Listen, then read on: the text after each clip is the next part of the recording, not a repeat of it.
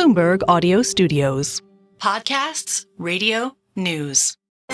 This is Bloomberg Business of Sports. The business of sports can be intimidating or hard for a startup to break into. We really appreciate when our owners are actually there, with us through the journey. Teams, ours especially, have been very intentional to diversify at all levels of the company. I think we're in the golden years for the NFL and college football. Our demographic reach has continued to expand. This is going to be really unlocking the streaming platform for sports fans. Sports valuations are rising. We'll see when they peak. You don't have to be the best in your sport to make a whole ton of money. Bloomberg Business of Sports from Bloomberg Radio. This is the Bloomberg Business of Sports show, where we explore the big money issues in the world of sports. I'm Michael Barr. I'm Scarlet. And I'm Damian Sassower. Coming up, we're talking March Madness and the art of bracketology. We speak with a professor of mathematics and computer science to help us build the perfect bracket. In our models, we rather than saying a game is worth one game, we will upweight it, both with time, saying that as you move deeper in the season, closer to March Madness, it's more predictive of how you'll play. And then also if you win on the road or on a neutral court. And in these models, it also means that you're beating high-quality teams at those times. That actually does a good job of finding teams that sometimes can be misseeded.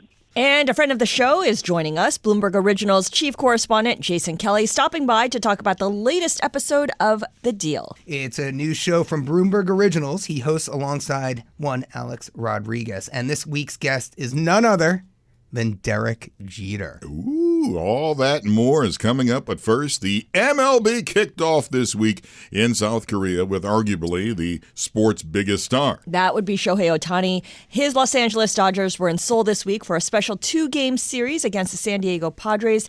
It was a glimpse at how the MLB might try leveraging Ohtani's star power on the global stage. Bloomberg's Lucas Shaw has been keeping up with this, and he is here now. Lucas, my man, welcome to the Bloomberg Business of Sports. Yeah, thank you for having me. Well, first, I'm going to get the elephant out of the room, and if it is true, it is kind of a shame.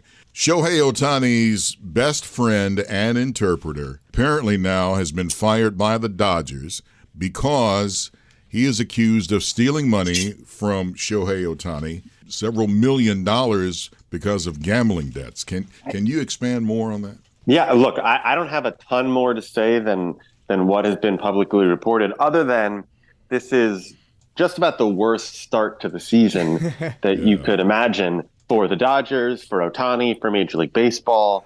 His signing attracted so much attention for him in the sport, which was seen as this big positive. They were playing these games in Seoul, their first games in Korea, all part of baseball's plan to really build out its fan bases worldwide and in Asia. And instead of the conversation being about the Dodgers and Padres, 2 good teams playing and all the excitement and 6 different players from Japan and South Korea, that right before the second game, everything becomes about Ohtani. And there's really no way I can see this ending well, because there's one scenario where his interpreter and best friend has been stealing from him to place all these bets, which is just, bad news. Or then there's the sort of the more conspiratorial among us who are convinced that whether it's the interpreter is a fall guy, or there's a cover up, or there's something, and none of this is good. And I do find it a little bit, I don't know if ironic or weird is the right word, considering how much sports media has been shoving gambling down our throat. That it's gambling, that's what gets these guys in trouble, which, yeah. I mean, we kind of always knew, or at least I had this feeling that there was going to be some big collision between the fevered interest in sports gambling and professional athletes. At some point, the two would collide. I just didn't expect it to be the biggest name in baseball at this point, at the start of the season. You wrote about Shohei Ohtani in a Bloomberg Business Week story. The thing about Ohtani is that he is pretty quiet. It's not like he goes around putting himself out there. He's really preferred to let his talent on the field speak for itself. At some point, he might need to address this issue with his best friend / translator's gambling debts. What do we know about how willing he is to talk about himself and reveal himself to the public? He's been very guarded since he got the U.S. and really before then, he didn't do a lot of press. You know, probably the one story that stands out to everyone is he He did grant access and spend some time with this reporter for a GQ cover story a couple of years ago. And he does do press after games, not every game. And there are more limitations around access to him in the locker room than others. I went to spring training earlier this year and I got a press pass. And they said that when the locker room is open, that I could go up and talk to anyone except for Shohei, which I took as a sign. But he does scrums where you have, 40 people around him asking questions. And he's going to do some press conferences. I don't know how they're going to respond to this because compared to most athletes, he does not say as much. And he certainly divulges very little about himself, which is why it became big news a few weeks ago when he announced on Instagram that he had been married. Yeah, and let's just mention as well that the translator, Mizuhara, is the one who helps translates his words when he does talk to press. So awkward. Take it back, Lucas, to 1994, right? I mean, let's take it back to Hideo Nomo. When he first joined Major League Baseball, I'm thinking Ichiro Suzuki, I'm thinking Hideki Matsui. These gentlemen were not out there in the press every day either, right? And maybe that has something to do, as you rightly point out in your Business Week article, just about baseball players in general and the fact that they're not basketball players and they're not involved in every play in the game. So it's hard. And there are 162 games, Lucas, right? So how much time do they really have to be out there socially, to be out there with the public, with the press?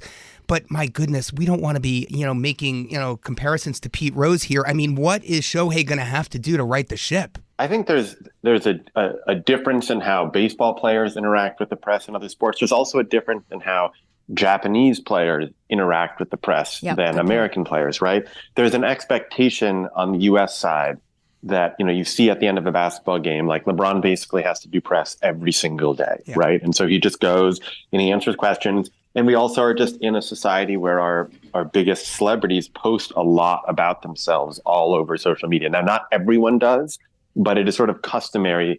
And it's more a surprise if you don't do that. I think the relationship in Japan is a little bit different. There's a little more respect for the personal lives of some of these people, which is why that being said, the amount of attention on someone like Ohtani and the amount of press devoted to someone like Ohtani in the Japanese press is unlike anything we've seen with anyone here. Like the press in Japan treats everything that Ohtani does kind of like he's the president of the country. And so I can understand the reluctance to put yourself out there when you have a press that's that interested in you. I mean, in terms of righting the ship, I don't know. It's so early in this. It's hard. He's going to continue to play. It's going to be a huge distraction for the team. I imagine that Major League Baseball will have, and the Dodgers will have to weigh in at some point.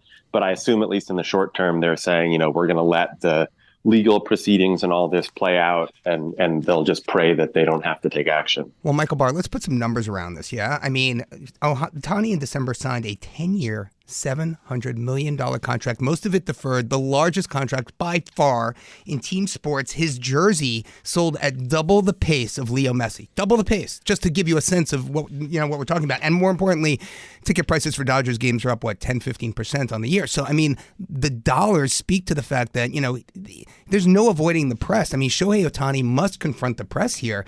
What kind of message can he possibly deliver at the beginning of the season to get the fans comfortable with what's going on? Oh, well, I was in Japan last December, and you see his face everywhere. He's on the billboard. He's in so many different advertisements. He is the most famous person in the country. And then, at spring training, there were hundreds of people there. And even though he was new to the team, and this is a team that has Mookie Betts, who's one of the 5 best players in baseball, and Freddie Freeman, who's one of the 5 or 10 best players in baseball, at least every other jersey, if not 70% of the jerseys, were already Ohtani. And you had some of that was, your average just diehard baseball fan, and some of it there was a recognizable contingent where I'd say probably half the press and 20 to 30% of the fans at spring training were Japanese and did not speak English. On top of that, you've written about in that article for Bloomberg Business Week about the different sponsorship deals that not just Ohtani has signed, but the Dodgers have a lot of new advertisers because they know that they're being broadcast to a global audience in Japan, in South Korea, in Taiwan. And that extends to even teams that are playing the Dodgers. So it's not just the Dodgers that are reaping the spoils. Yeah, I mean, the amount of money available to everyone around Ohtani, assuming that this latest news doesn't ruin it, is pretty unprecedented. Stan Kasten, who's runs the Dodgers day to day, told me that they were going to announce a whole new suite of sponsors before the season. I don't believe they've done that yet, but that's going to be, folks who bought signage at the stadium. There'll probably be some special food and beverage that's related to Japan. And there are also, you can buy these ads that if you watch the TV broadcast, they sort of show up behind the plate that gets digitally inserted. They sold out of that. And so that was where he said that he's heard from sponsors and from other teams that they were just buying into other teams' games, but only for the ones against the Dodgers, because you've got these Japanese companies that want anything affiliated with Shohei. So, I talked to one person who projected the Dodgers might make as much as an extra $100 million this year. Some said that was high, but it would definitely be in the tens of millions of dollars. That's one thing where a gambling scandal definitely doesn't help, but I assume most of that money is already committed. Scarlett, one thing Lucas points out in his Bloomberg Business Week article, which is, really great. And, by the way, just for our audience, Lucas is a Dodger fan, just full disclosure. But, what Lucas points out is, all this hype about South Korea and Japan, yet a very significant portion of Major League Baseball players hail from Latin America, yet the focus, the center of the baseball universe today is certainly Asia. Lucas, it's a great point. Talk to us a little bit about that. Like, why is that? Why is it that the focus is Asia? Because there's just way more money there. Yeah. You think about Latin America. Yes, there are a lot of players from Dominican Republic, from Venezuela, from Kyrgyzstan, from all over the region, Puerto Rico, part of the U.S., but they're not large media markets. Right. So there's only so much money to be made there. Most of the countries have fairly low GDP per capita. So it's not like you've got folks who are going to spend a ton of money on merchandise. You do have a lot of good players, and you do have local leagues. But even those leagues are sort of less commercialized than what you're seeing in Japan and South Korea, which are already the second and third biggest markets commercially for Major League Baseball. They have strong local leagues. They have a decent number of players. They have rabid fans with money to spend. And so I think they see a lot of opportunity there. They see some opportunity in Europe. And they're just going to try to gradually build out the following for Major League Baseball around the world. Bloomberg's Lucas Shaw, you can read his latest piece, Superstar Shohei Ohtani will transform baseball if he wants to. Now at Bloomberg.com. Plus, be on the lookout for it in the upcoming edition of Bloomberg Business Week magazine. Thank you so much, Lucas, for joining us. Up next, we take a look at the latest episode of The Deal with Alex Rodriguez and Jason Kelly, a new show from Bloomberg Originals. You're listening to Bloomberg Business of Sports from Bloomberg Radio around the world.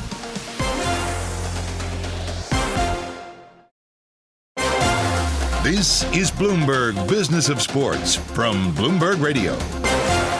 This is the Bloomberg Business of Sports show, where we explore the big money issues in the world of sports. I'm Michael Barr, along with Scarlet and Damian Sassower. The Deal with Alex Rodriguez and Jason Kelly is a new series from Bloomberg Originals, and the latest episode features none other than New York Yankees legend Derek Jeter. Alex, Jason, and Derek cover a lot of ground, from team ownership, investing, and even Derek's relationship with A-Rod. Take a listen. People need to put it to bed, I think, at some point. This was 20-something years. I've known him for 30 years, you know what I mean? And I get asked more about our relationship than I do my wife. You know what I'm saying? It's just, it doesn't, it's just put it to bed. We said we're fine, we're working together again.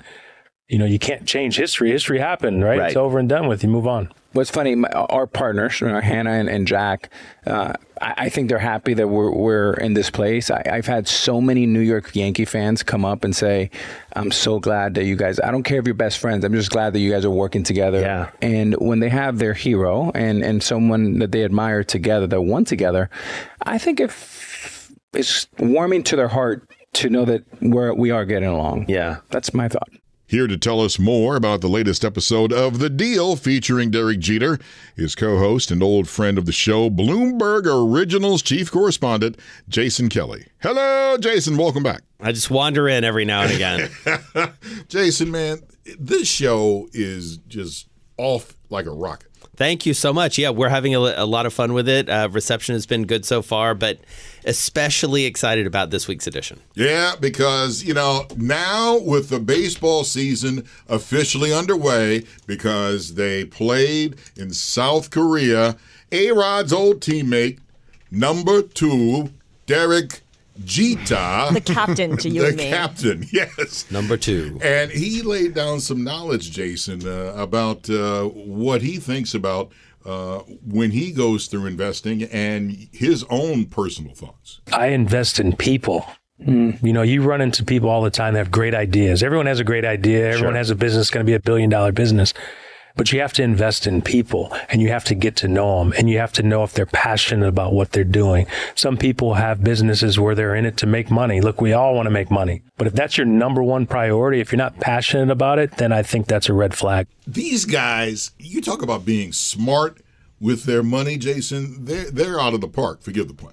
Well, and Jeter is, for Yankee fans and even for folks beyond Yankee world, I mean, certainly one of one in terms of where he sits in kind of the firmament. You think about all the famous Yankees who have gone through the Bronx over the years, and he certainly is on that list. And I have to say, I'd spent a little bit of time with him, not as much time as we spent for the deal, and he's just a fascinating character. A fascinating character who, to be honest, New Yorkers don't know that well. We know of him, but he always played his cards really close to the vest. Is that the right metaphor? He just, didn't open himself up that much, and that helped him survive all those years in New York.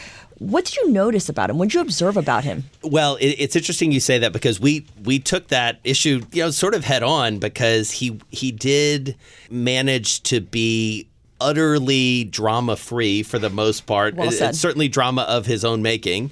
And one of the things he said was he realized, being under the hot lights and all the expectation and attention of New York, that as long as he essentially answered the question once and then didn't answer it again, that was a winning playbook for people basically leaving him alone. And, meanwhile, he had other people, including my co-host during his time, who were talking maybe more, shall we say, to the media. And, Derek just managed to, sort of walk that line. He played his whole career, 20 years with the Yankees, 5 World Series. So he proved them all right. He figured out a formula. I am a huge Derek Jeter fan. I'm a huge A-Rod fan. But their relationship wasn't always so simple. What did you notice about their interaction between one another? So, I mean, it is the question, right? I mean, this is a relationship that played out very publicly. I would say the thing that I noticed is there's a lot of history there. These are two guys, and you'll hear it and see it in this episode, who've known each other longer than they haven't. And, they met when I believe Alex was 17, Derek was 19. And, they were the hottest shortstops. They were both playing shortstop. They were generational talents. They were friends. They would, stay at each other's houses. Nomar was part of that crew too, right? Absolutely, yeah. I mean, that for baseball fans among us, you think back to those shorts. I mean, it was an embarrassment of riches for the league. And actually, before we filmed the episode, I actually showed Alex, this is in the video version of the deal, that cover of Sports Illustrated that they shared in 1997. So obviously their relationship got complicated when Alex came to New York. Alex said some things that he has since apologized for. What I saw was two guys who they've sort of grown up and they, I think, appreciate each other. They appreciate what they were able to do together. And we talk about this notion that when you look at great deals that have happened in baseball, getting Alex Rodriguez to the Yankees, and by the way, shifting him to third base. Let's not overlook the fact that, this was one of the most talented shortstops to ever play the game, and moved to third, played right there, a few feet from Derek Jeter, and they won the 2009 World Series. By the way, the last time the Yankees won the World Series was that team. And so it's a relationship that has certainly matured. They're working together on Fox now. I mean, Derek has a great line in the show when I asked them directly about it, and he says, "Man, I get asked more about my relationship with him than I do my wife." I got to ask you, Jason, one of the things that from the interview, obviously, that Derek Jeter says is he invests in people. Yeah. And I remember an interview after he left the game, and he was asked, what do you miss most about the game? And for me, it stuck with me because he said, what I really miss are the people, the locker room, you know? And one person that he mentioned was Hideki Matsui, who, if you remember the Yankees, he, translator, he didn't speak English very well, but what a champion, what a great New York Yankee. In fact, by the way, his locker at Tamarack Country Club is right next to mine. And, the question I have about, what Derek Jeter looks for in people. I mean, for someone like a Hideki Matsui to pop into his head when that question's asked, what's your take? Like, what kind of person is he looking to invest in? I think he is looking for people who are, people of integrity, sort of all the obvious things. But one of the things that comes across so clearly in all of these episodes, especially when we're talking to former athletes, is this, the discipline, the commitment to hard work, the coachability, being on a team, knowing how to win and lose. And I think, part of what Derek and Alex appreciate is the cliche is true. If you can make it here, you can make it anywhere. Yeah. And if you're playing for the New York Yankees, you are playing in a place, at a level, in a milieu, not just in Yankee Stadium, but beyond that. The lights are a little bit brighter, the sounds are a little bit louder. And so if you can do it in that environment, then you've proven something. So we know that A-Rod has been, he's been photographed talking with and investing with Warren Buffett, or certainly learning from Warren Buffett. What about Derek Jeter's path to entrepreneurship and investment? Yeah, I mean, his has been a little bit different in the sense that, he jumped more or less right into baseball management and ownership with the Miami Marlins. Ultimately, he left there after just a couple years. He's talked about sort of strategic differences he had with the ownership of that club. He is not, I think, eager to return to that sort of job. Whether ownership in some other form or fashion comes his way, hard to say. He has invested in a collectibles company. He's, done a lot of endorsements. I think he's really, I got the sense that he's sort of taking a beat and, trying to figure out what he wants to do and what he wants to be. Has young kids. These guys, they put their lives on hold. They do. I mean, listen, they are well paid. They are well compensated and, and adored and all these different things. But in the very basics of life, that we've all been able to take advantage of, they're a little bit delayed in being able to do that. And so I think I think he is enjoying that right now. I think he also, we actually taped this in Los Angeles last fall when Alex and Derek and Big Papi and Kevin Burkhardt were doing their playoff baseball deal. And I think he likes that. I think he likes being back in the mix and being able to talk about baseball from a step removed. So you got two rich, handsome guys, which is six. Three, Michael. I would say three. Three. Yes, that's right. Three. You got Jason in there. I'm sorry, man. You're running wingman for everybody. And, it's which brings us to the point now. It's just a heck of a bad segue. Bloomberg's annual brackets for golf. Okay. Other rich guys. Okay, yes, sure. Other rich guys in this. Let's talk about that. Sure. You guys talk about that in the show, do you?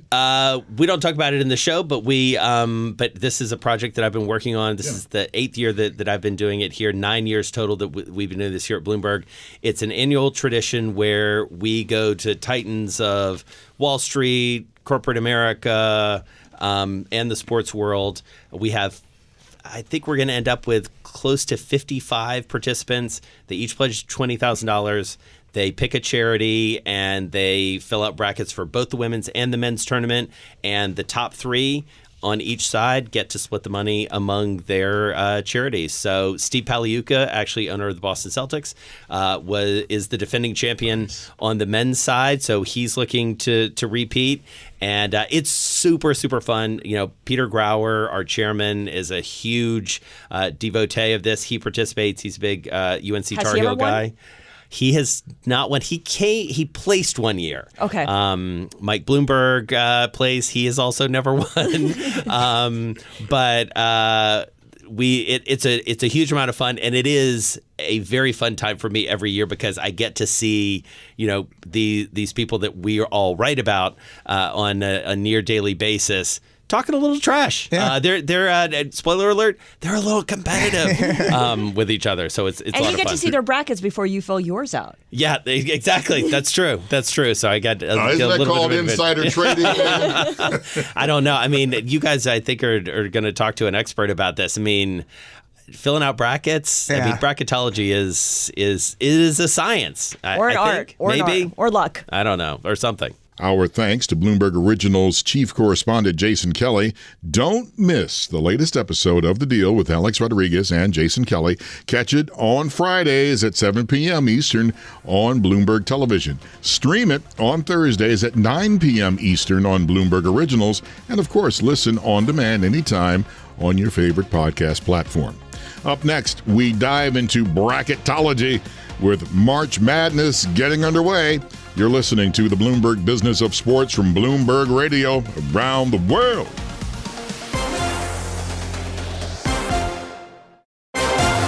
This is Bloomberg Business of Sports from Bloomberg Radio.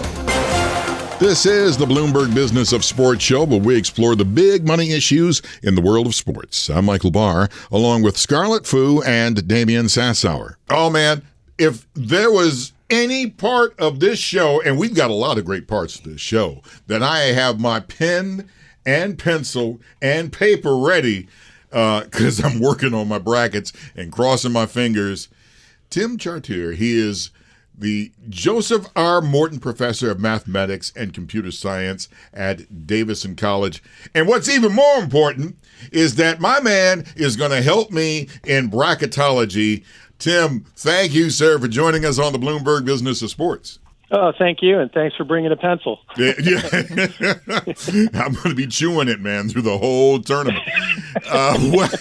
What is it? This is a real general question, but what's that one big secret when you're filling out a bracket that you need to know? Well, I would say there are two things. One of them involves math, and one of them does, but it kind of doesn't. One of them is that you have to move away from, unless you're just doing it for fun, you have to move away from your personal preferences with colleges, because it can really make you make some choices that if you only look at the data, won't hold. And that's very true for me teaching in North Carolina, where people can have some pretty strong opinions about different shades of blue. No, not in North Carolina. The other one that comes into it is actually that factors like strength of schedule, where that's in the ability to play at home versus away and who you beat in that strength of schedule, tends to be at least predictive to an extent. There's a lot of randomness in March Madness, which is just inherently difficult to predict. How much research do people do into each matchup? Or is this something where for a newbie or someone who doesn't follow college basketball, you have a number 3 seed versus a number 15 seed? You're going to pick the number 3 seed because, of course, it makes more sense. Yeah, one of the things that you can actually do if you're a newbie is just kind of look for the tendencies of which seeds tend to beat other seeds. Like, we tend to have number 1, number 2, and number 3 seeds that get all the way to the finals. That can kind of help people who aren't following the sport as much. I actually have a website, marchmathness.davidson.edu, where people make very simple choices. And I actually work with middle school kids so that they can use math to make their choices. And behind it is that strength of schedule type thing. So either way, people can play with that. But it's also, you're not going to get a perfect bracket just because it's so incredibly improbable. Mm-hmm. So sometimes it's fun just to give a shot in the dark and go with the team anyway. But there are, like, the 5-12 is a common one that we expect to happen. Tim, you received the Alfred P. Sloan Research Fellowship for Research in Mathematics. You're the vice president for the Mathematical Association of America. I really just have one question for you. Are you banned from any casinos in Las Vegas or Atlantic City at this point? And are you allowed to place bets on FanDuel or DraftKings? Well, I actually do not do any sports betting, and that's because I work on the other side. I do weekly consulting for the NBA league office on game integrity in the context of sports betting. So I do not bet. But yeah. Well, Tim, I'm just kidding. But you mentioned strength of schedule. And, that takes me to my next question. And it's an important one here. Look at the Big East. Look at the teams that were omitted from the Big East. And then look at the Mountain West. And look at the low seeds coming out of the Mountain West, although they got a lot more teams in the tournament. How do your models establish strength of schedule when there seems to be such confusion across the NCAA? Yeah, and that's a really important point, is that the fact that there are so few games being played between conferences, that's what can trick the strength of schedule methods. It's one of the things that we struggle with as researchers. It's also why we like looking at March Madness, is because it's such a great example of not a lot of data. Even though it's 5,000 games, it's 350 teams. It's not that much data. So it is a tricky part that even though we have fairly good models that will come out with predictions, at the same time, afterwards, we can sometimes look more carefully at the data and see why, like, one game between two conferences might be all we're relying on, or just a couple games, and that they were so close that winning models or the scoring percentage models don't really pan out for us. Tim, you're a very noble man, because in your position, you don't bet on sports. I do. And I remember last year, Fairleigh Dickinson just shattered brackets all to hell. Shattered. I mean, boom. It just, oh my goodness. The odds of a perfect bracket, which has never happened, it's 1 in 2.3 billion. I mean, that's why we talk about it when someone picks, is perfect through the Sweet 16. Mm-hmm. Can you talk about more about a perfect bracket? Sure. So the 2.3 billion statistic is coming from that it's assuming that people are 71% correct on average within the tournament. So that's where that's coming from in terms of that. Sometimes even that is a difficult number to kind of get in your head in terms of how big is that. That's like me picking one given second in 74 years, and you have to pick which second I chose. And that's why it's so difficult to do. If you're flipping a coin, like you just have no idea what's going on, the odds go to 50-50, and suddenly you have 1 in 9 quintillion. That's like me picking 1 second in almost 300 billion years. And so that's why we don't see it, because you can't just reduce what we call the sample space. You can't reduce it much because the upsets are going to happen and you really don't know where. And so it's a fun problem. It creates the madness, and it's why we all have a lot to talk about in the coming weeks. One thing that I'm fascinated by is that you teach March Madness in your classes. You have a math modeling class where you learn ranking methods that can produce brackets. There's an independent study part of the course that studies data analytics in the context of madness. Has enrollment in your classes and interest in this part of your curriculum shot up with sports betting and the overall numberology of sports in the past 10 years? Yes, it has. But part of it actually, some of it can be in the context of sports betting, mm-hmm. but a lot of it actually has to do with wanting to work in data analytics or specifically sports analytics. Oh, interesting. Some of the students that I've worked with, one works for the Bulls, one worked for the Jets, one works for FanDuel, and so forth and so on. And others have gone to Amazon and Microsoft and firms like that. They come in having read Moneyball and thinking, this is what I want to do. Yeah. Yes, and the group that I created started with 3 students and grew to be 100, where they are actually supplying analytics to support the college coaches at Davidson College to get ready for games. There's never been a perfect bracket. Has there ever been a bracket that's completely imperfect where no one got that's any a good question. Of the picks, right? Yeah, no, that's equally difficult. Both are very, very difficult. When I give talks, I'll point out that either getting in the 99th percentile, beating 99% of brackets in one of these massive online pools, or being under 1% is also very, very difficult. You can sometimes create it where you just make nonsense type predictions, but even then, it's very difficult. One time, my son created one that was under the 1 percentile, and I asked him, how did you create your bracket? And he said, I did coin flipping. And I said, well, normally coin flipping is like 3 or 4%. Like, I've actually tested that. And I said, who did you have winning the tournament? And he said, Davidson College. And I was like, you had Davidson winning, which is where I teach, winning the tournament? He said, yes, every time Davidson played, I flipped the coin until they won. Nice. Tim, talk to us a little bit about how your models incorporate where the games are being played. We all know about the home court advantage, right? And I know that's really important when you're talking about basketball. I mean, are your models, running before Selection Sunday, or do they just kick in right afterwards? They find out where these teams are playing, and does that have a very big or small impact on what you're picking here? It has a big impact. We upweight. So the way that it works is that in our models, we rather than saying a game is worth one game, we will upweight it, both with time, saying that as you move deeper in the season, closer to March Madness, it's more predictive of how you'll play. And then also, if you win on the road or on a neutral court is something like March Madness, where neither of them are playing at home, and the various mini tournaments they play during the tournament. Generally, when you upweight away and the neutral court later in the season, and in these models, it also means that you're beating high-quality teams at those times. That actually does a good job of finding teams that sometimes can be misseeded. A lot to think about there. I want to continue on something you had mentioned earlier, which is a lot of your students have moved on to be the analytics guys for the Bulls, for instance. What is the placement record for your students? Do they have to go on to get a master's degree? I mean, is there a real thirst for data analytic talent out of universities for these franchises? Yes, there is. And one of the tricks is that if you come out into a professional sports organization, you're expected to know what you're doing and support immediately. Those that go on either into industry or on to a master's degree kind of get more training and then can move into professional sports.